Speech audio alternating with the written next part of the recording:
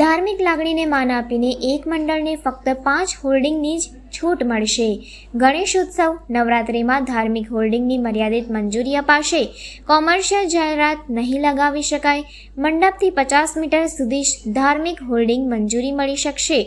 વડોદરા મહાનગરપાલિકા દ્વારા શહેરને hoarding free, temporary gate free, કમાન ફ્રી બનાવવા અંગે સામાન્ય સભાના ઠરાવને ધ્યાનમાં લઈને હાલ બિનઅધિકૃત હોર્ડિંગ લગાવવાની કોઈ પણ મંજૂરી આપવામાં આવતી નથી. તેમ છતાં ગણેશોત્સવ તથા નવરાત્રી જેવા ધાર્મિક તહેવારોમાં આયોજકો તરફથી વારંવાર હોર્ડિંગ માટે સ્થાયી સમિતિ સમક્ષ મર્યાદિત પરવાનગી આપવા માટે પ્રસ્તાવ રજૂ કરાયો છે. આ પ્રસ્તાવ મુજબ ધાર્મિક લાગણીઓને માન આપે માત્ર 15 દિવસ માટે ધાર્મિક હોર્ડિંગ લગાવવાની છૂટ આપવામાં આવશે.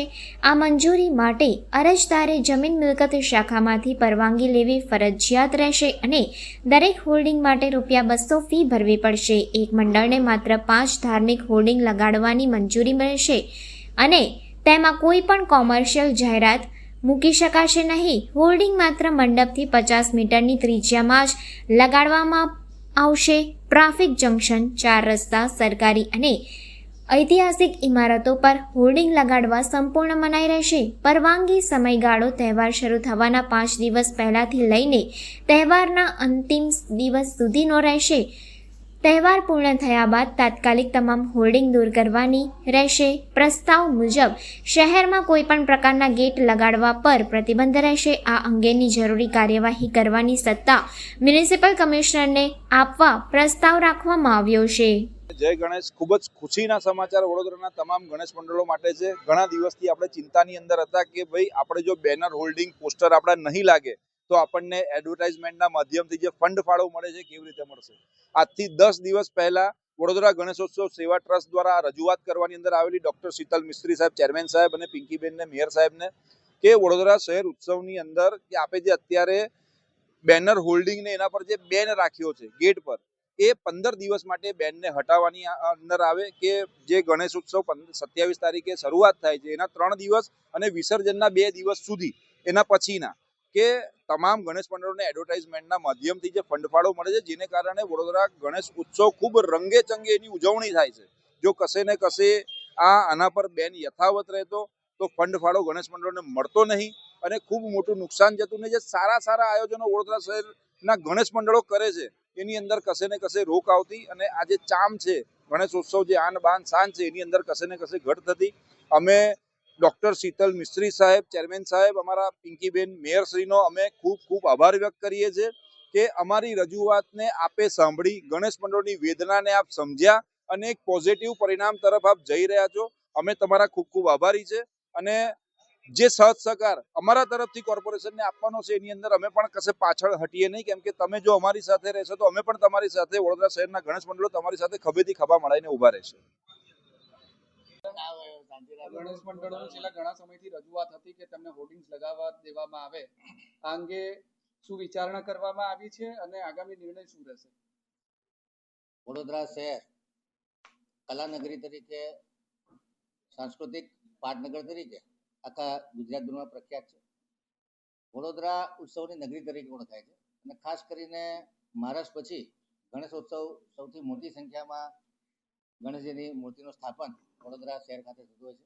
દર વર્ષે ગણપતિની સવારી, ગણપતિના પંડાલમાં નાના બાળકો, વડીલો, યુવાનો આ તહેવારને ખૂબ ઉત્સાહથી અને શ્રદ્ધાથી મનાવતા હોય છે. સાથે સાથે ગણેશ વિસર્જનનો પણ એક અનેરો મહિમા વડોદરામાં રહેલો છે.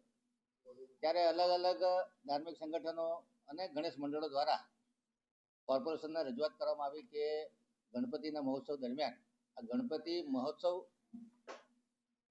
માટે જે સ્પોન્સરશિપ કરવાની હોય છે એના માટે હોર્ડિંગ લગાડવાની પરમિશન આપવામાં આવે. આથી સંકલનમાં લેવાયેલા નિર્ણયના આધારે કોર્પોરેશનની સ્થાયી સમિતિની આગામી બેઠક જે શુક્રવારે મળનાર છે એમાં એજન્ડામાં આ પ્રપોઝલ લેવામાં આવી છે કે દરેક ગણેશ પંડાલથી 50 મીટરની ત્રિજ્યાની અંદર 5 હોર્ડિંગ લગાડવામાં આવે કોર્પોરેશનની પરમિશન બાદ. કોઈ પણ હોર્ડિંગ સરકારી, અર્ધ સરકારી કે બીએમસીની મિલકત પર લગાડવા નહીં. સાથે ઐતિહાસિક ઇમારત, વોટર બોડી 4 રસ્તા અને સર્કલ પર પણ હોર્ડિંગ લગાડો નહીં, જેથી કરીને વડોદરાની સુંદરતામાં ઘટાડો ન થાય. ફક્ત ધાર્મિક સંગઠનોની લાગણીને માન આપી અને એમને તહેવારમાં અનુકૂળતા રહે એ માટે આ દરખાસ્ત સ્થાયી સમિતિમાં ચડાવી અને આગામી સામાન્ય સભામાં પણ ચડાવવામાં આવશે.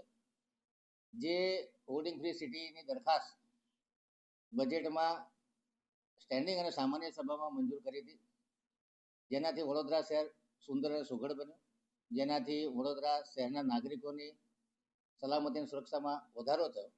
ત્યારે આપના માધ્યમથી તમામ નાગરિકો ગણપતિ મંડળને આ ગાઈડલાઇનનું ચુસ્તપણે પાલન કરે, જેથી કરી અને વડોદરાની સુંદરતા પણ સચવાય, નાગરિકોની સલામતી સુરક્ષામાં પણ કોઈ જોખમ ઊભું ન થાય.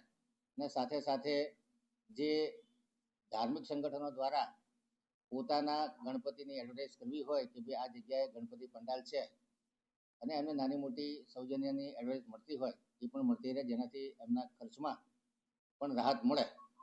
આ પ્રમાણનો સંવેદનશીલ નિર્ણય વડોદરા સંસ્કારી નગરી માટે લેવાનું નક્કી કરવામાં આવ્યું છે. શુક્રવારે મળનારી સ્થાયી સમિતિમાં terms of reference terms condition નક્કી કરી અને શુક્રવાર પછી આ હોર્ડિંગ લગાડવાની છૂટછાટ આપવામાં આવશે. તમે જે ટર્મ્સ એન્ડ કન્ડિશન કીધા